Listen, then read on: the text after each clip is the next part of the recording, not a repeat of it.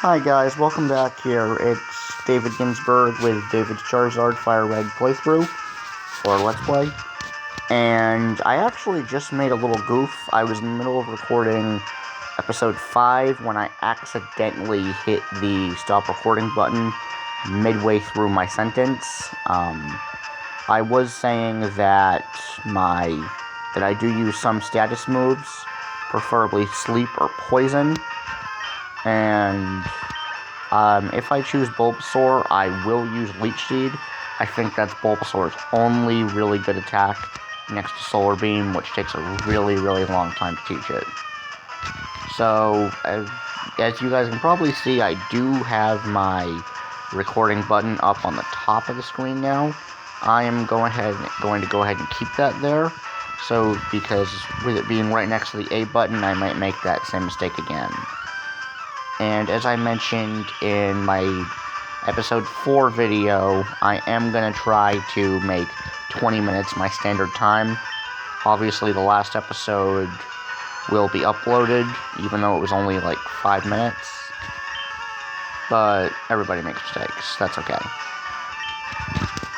And I was going last episode on a rant about how I like Butterfree and I like to have both Psychic and Poison type moves. I think that's a really good combination, because like so many status things you can fight through. Like if I paralyze you, you can just fight through the paralysis. But with Poison, you are slowly and painfully losing health. And I find that to be a really good advantage, especially for those battles that go on for a really, really, really long time. And we beat another bug catcher. Let's see what he has to say. Bug Pokemon evolve quickly, they're a lot of fun. Yeah, I agree with you on that. Butterfree didn't take too much time to evolve, and I'm pretty happy with it. I think Butterfree is really a beautiful Pokemon. I mean, some Pokemon are just ugly when they evolve, but not Butterfree. I really like Butterfree. And we are almost at the end of the Viridian Forest here. And here we have another Caterpie. We're just gonna beat it for the experience. Confusion. And it lived through that first one, but it won't live through a tackle. And I'm also not a big fan of a tackle attack. I don't know, it just doesn't seem like an interesting attack to me. I like to get rid of tackle as soon as I can. And this last bug catcher wants to pick a fight with us. Bug catcher Sammy. And you're going to send out a Weedle. I'm going to send out my Butterfree. And guys, if you want to let me know in the comments, which do you prefer, Weedle or Butterfree? One-shot knockout. I'm more of a Butterfree fan, but I do see why some people might prefer Beedrill, because bees in real life are just aggressive as all hell. And unlike a real bee, Beedrill can sting you more than once without dying. And as far as the use of HMs go, where Butterfree learns Flash, Beedrill can learn Cut. And obviously Cut is something you're going to need throughout the entire game, whereas Flash you only need for the Rock Tunnel. So let me know in the comments what you guys think on that. And you stupid fucking Caterpie, you really think a tackle is going to hurt me?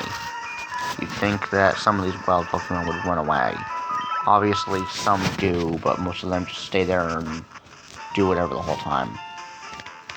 I do know eventually some wild Pokemon do run away. I think it's a real pain in the ass, like if you want to catch Growlithe or Vulpix, depending on which of the games you're playing, Leaf Green or Fire Red. If they use Roar, it's over. Then they just end the battle automatically. So we're going to go to the Pokemon Center and heal up.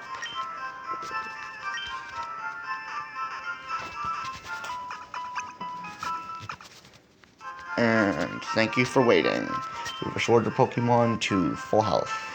Thank you, Nurse Joy. We will definitely see you or one of your clones again. You know, in the anime, it's a running gag that I don't know, there's a huge family, but I don't know, they're kind of like clones. They all have like the same personality. So there's the Pokemon Museum, which you gotta pay $50 to get into, and going through the entrance, not really a lot to it. When we eventually learn Cut and we go through this little side door here that you can see right there, left of your screen, you can get the Aerodactyl fossil, but I'm not gonna do that.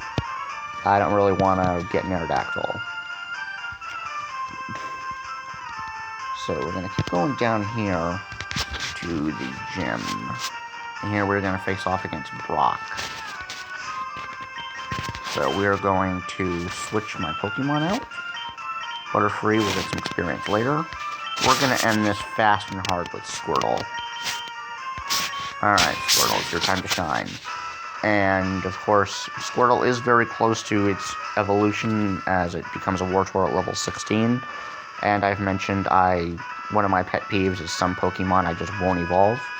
And I think Squirtle is more cute as a Squirtle. So what I'm going to do is I'm going to cancel its evolution by rapidly hitting the B button. Here we go. And Brock's little bodyguard is going to try to stop us. Stop right there, kid! You're 10,000 light years from facing Brock. I'll have you know, I am not a kid. I am actually 22 years old. So, respect your elders. Camper Liam, he's gonna send out a Geodude. And Squirtle, Water Gun. Boom, it's gonna be a one-shot kill, and it is. Which I wonder if, in real life, if rocks get wet enough, they do eventually become soft and break. I wonder if the same happens to rock Pokemon. Who knows? I just think Geodude is stupid because it's a fucking like a rock with arms. I do like Golem, however. I think Golem looks really intimidating. There's Sandshrew. He is my favorite Kanto ground type. Sorry, Sandshrew, I kinda had to shoot you there. And we are now level 16. We beat Camper Liam without hardly trying. And I got $220 for winning. And we're just going to cancel Squirtle's evolution here. Even though Wartortle looks kind of cool with its war paint and its tail, I just think Squirtle's really cute in general. For those of us who played Pokemon Omega back when it was up, I remember I used to have an account back in 2013. I wish they didn't take it off. I remember I chose a Squirtle and I raised it past level 50 and it really just became a tank. I don't know if any of you guys might have encountered me, but I had a killer trio of a Squirtle, a Noctowl, and a Cacnea. And here we go. Here is Brock. So, you're here. I'm Brock. I'm Pewter's gym leader. My rock-hard willpower is evident even in my Pokemon. My Pokemon are all rock-hard and have true grit determination. That's right, my Pokemon are all rock-type. Wahaha! You're going to challenge me knowing that you'll lose? That's the trainer's honor that compels you to challenge me. Fine then, show me your best. And for those of us that didn't know, back in the late 90s, the creator of Pokemon published a few books which weren't translated into English, but a couple other PokeTubers have gone into details about them. And it was revealed in one of those books that gym leaders can only lose 3 times in a row, or else they will lose their job. Which, it makes me wonder, like, my rival chose Bulbasaur, which grass has an advantage over rock. I'm choosing Squirtle, which has an advantage over rock. You gotta wonder, is Brock on the verge of losing his job here? He's gotta think about that. He's got Onix, and this should be a one-shot knockout. Oh, he gets the first hit. That's okay. Water Gun. And dun-dun-dun-dun-dun. Dun-dun-dun-dun-dun. And another one gone, another one gone, another one bites the dust. And I can't sing. I'm not even gonna try. Squirtle's almost level 17. It got a lot of experience from that gym. And we are going to get our first badge, the Boulder Badge. And he's going to give us the Rock Tomb TM, which that's not really a strong attack. Some TMs I do like, others I don't, and the TMs we don't like, we can just sell to the store for about $1,500 a piece. That's pretty good. And he's just explaining what a technical machine is. It's a one-time use, and you give it to your Pokemon to teach it a certain move. TMs are only used once, whereas HMs last forever, and you actually have to go to the move deleter in Pewter City. So there's my team now. Squirtle is starting to get pretty strong. Doing a lot of workouts on Squirtle. Lifting some weights, doing lots of push-ups. So we're going to go to the TM cakes here. And there's our rock tomb. I'm not going to sell that right away. I'm actually going to let all of my TMs build up for a little bit. Then I'm going to sell them. I usually like to do that somewhere around the Pokemon Tower. In either, or probably closer to Celadon City. Because they have that huge department store. So we're not going to buy any potions. As I mentioned a couple episodes ago, I do like to hold on to all of my money because I like to play stereotypical Jew. And the most important time for potions is the Elite Four. You cannot be prepared enough for the Elite Four. There is no such thing as prepared for the Elite Four. And, oh, David G. Oh, it's a Poke-Aid. I'm glad I caught up to you. I'm Professor Oak's aide. I've been asked to deliver this, and we're going to get the running shoes. Which we just hold down the B button to use. And I'm going to demonstrate them. So here we are, There's a letter attached. It's from Mom. I don't care. So we're going to walk over here. Now that's walking speed. And here's our running speed. Which, running is faster. But if you're in tall grass, it also makes wild Pokemon more likely to attack you. Sometimes wild Pokemon can get a little annoying. I know a lot of people definitely hate Zubat encounters. Me, Zubat actually holds a very special place to me. Excuse me, you looked at me, didn't you? I was walking right past you. Calm the fuck down. So, as I mentioned in previous videos before this bitch interrupted me, and she turns out Pidgey, I did not grow up playing the games. I grew up watching the anime and collecting the trading cards. And my first experience ever playing the games wasn't until I was 14, when I had this friend who used to come over and let me use his DS, and he let me play Pokemon Diamond. And the first Pokemon I ever caught in Pokemon Diamond, which was the first Pokemon I caught ever, was a Zubat. And I do really like Crobat, even though we are going to need the National Pokédex to get a Crobat.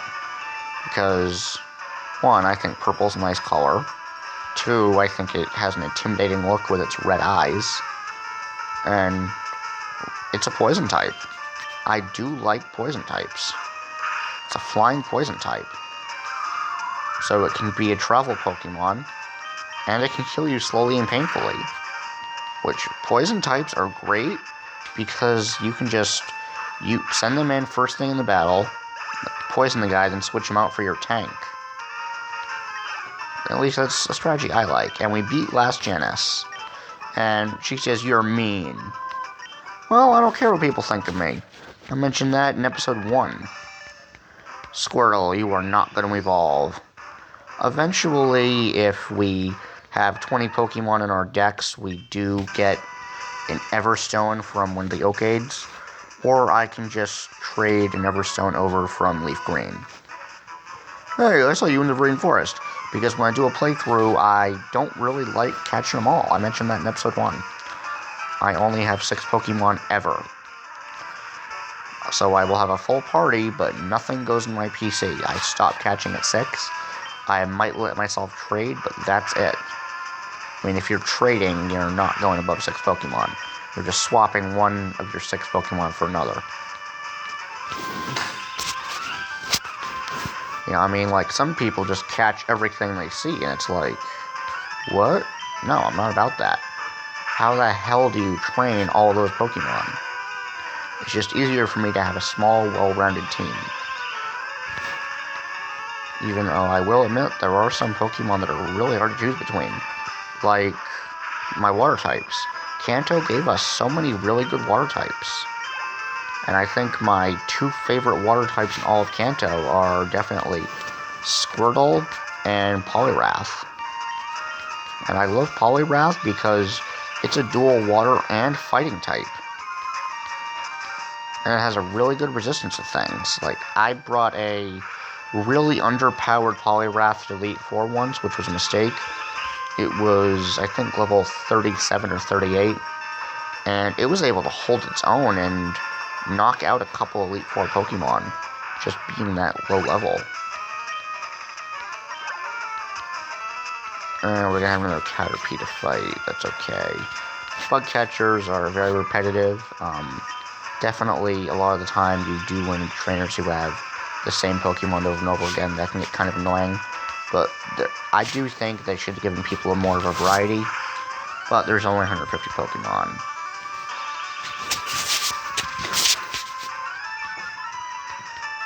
At least in Gen 1. Now there's like over 1,000 plus, and there's just no way I'm going to keep track of all of those.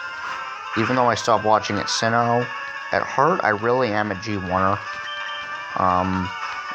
You know, definitely I have my own opinions as a fan of the franchise. I do think there were plenty of times when they could have ended the anime. At the very least, I would have ended at Sinnoh, but not given Ash that bullshit with Tobias. I would have let him win the Sinnoh League. You know, legendary Pokemon are way too overrated. I refuse to catch them. There is no way you will ever see me catch a legendary Pokemon. They're just too OP. I would much rather have one weak Pokemon and just train it. Like how I don't evolve some of my Pokemon, which in the first season of Diamond and Pearl, we meet the B-Button League, who play on words because you hit the B button to stop the evolution. They were a group of trainers who just refused to evolve their Pokemon. Because in the anime, I guess they keep hitting the B button. Here is Ekans. Here is our first look at Ekans. And this is just a little kid with a snake. I'm just going to bubble it. I probably should not have done that. Here's what I'm going to say about Ekans. It's a snake. It is a poisonous snake. And a little kid is playing with a poisonous snake. For those of us who have seen Fatal Attraction, we know how dangerous that is. My favorite episode of Fatal Attraction ever would have to be the Night Strangler, about the guy whose python almost killed his daughter. You know, we're gonna learn Bite. Yeah, we're gonna learn Bite. You know, you don't do that. Do not let a little kid play with a snake. That just screams danger. Seriously, don't do it. But if this kid wants to be an idiot and get eaten by his pet snake, go right ahead. Defeated youngster Ben. I don't believe it. Yeah, I'm just giving you life. I'm just trying to be a little life coach here, dude. It'd be kind of tragic if your pet snake ate you. No, Squirtle, you're not going to evolve. Yeah, definitely I am going to eventually get an Everstone, just so I don't have to keep doing that. Another bug catcher. Are you a trainer? Let's get with it right away. Okay, let's do it. Let's get on to you losing. Catcher Greg. Let's get a Weedle. And we are going to Water Gun.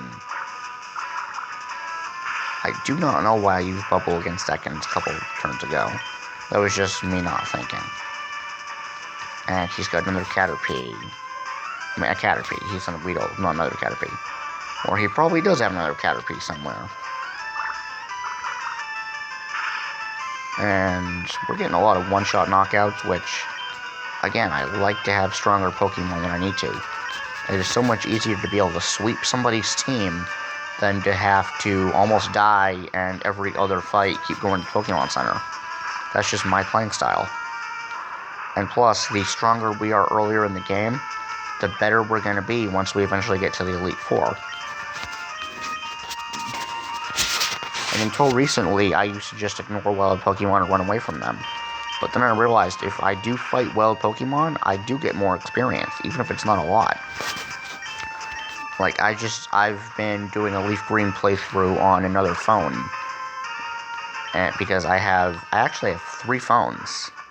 But only one is in service with minutes and data. The other Two I just use as tablets, because all smartphones are the same thing as tablets. And on one of my other phones, I have this Leaf Green, which I've been committing a lot of time to, and I had a Charizard, and I trained it to level 50, almost level 50, before I fought Misty. And then I brought this big, giant, overpowered fire type, and I just destroyed a water type gym with it. I felt so proud of myself for that. So, we just beat Rattata, and last Sally has a Nidoran, which the pain in the ass about Nidoran is if I use a physical attack on it, it has the poison point ability, and I will get poisoned. I'm not going to do that. We're going to get Tail Whipped, which at this point, with my Squirtle being the level it is, there's no point using Tail Whip or Growl, any of those beginner types of moves anymore. The need for those beginner types of moves end when you fight Brock. At this point, we've taken the training wheels off at this point. And no evolving.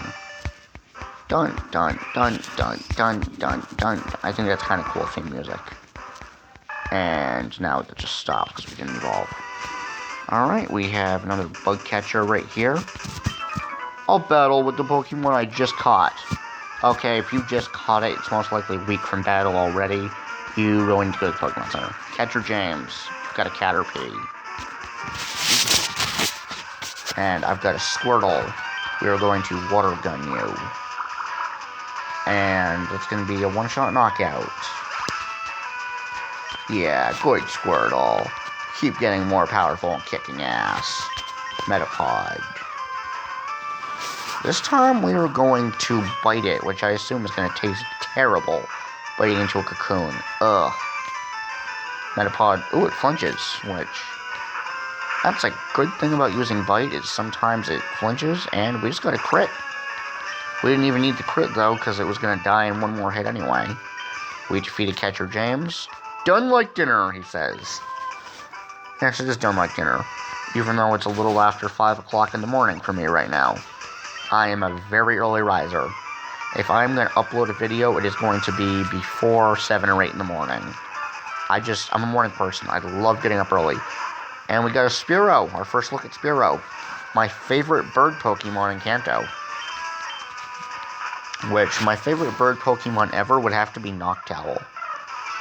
I love Ash's Noctowl. I think the shiny Noctowl has a really nice, really pretty, really cool design. You know, I love the red in it. I just think it's really appealing. Even though in real life I don't really wear a lot of color. I actually wear mostly black, which I've been doing since I was 12. And occasionally I do wear, like, gray. Obviously for my job, right now I'm a janitor through Goodwill. And a lot of my job actually is getting really dirty. Like, I clean up group homes, so I clean in offices where sometimes I just have to climb under so many things. Really, I took my high school janitors for granted until I graduated high school and I started having to do that job for real. And it's just a filthy job. But everybody's got to work the shitty jobs to get through college. Someday I'll get my degree and I will have a real job. But really, it's just a life lesson that we really do take our cleaners for granted. And Jigglypuff is singing and putting me to sleep.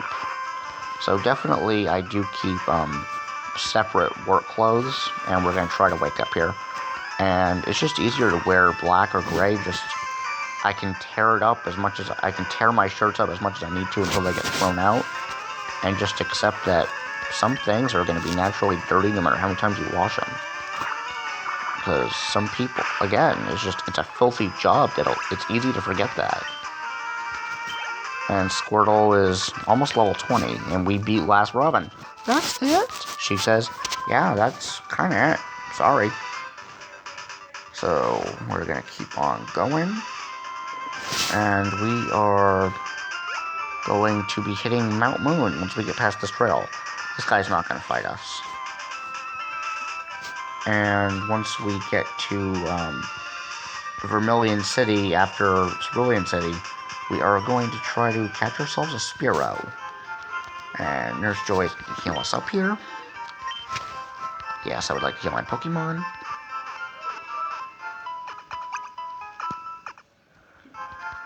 Thank you for waiting. We restored your Pokemon to full health. We hope to see you again. And right there is Mount Moon. I am going to end the episode, and when we meet again, faithful viewers, we will be entering the Mount Moon Cave. Thank you for watching. I really appreciate it. Don't forget to like, share, comment, and subscribe to David's Charizard.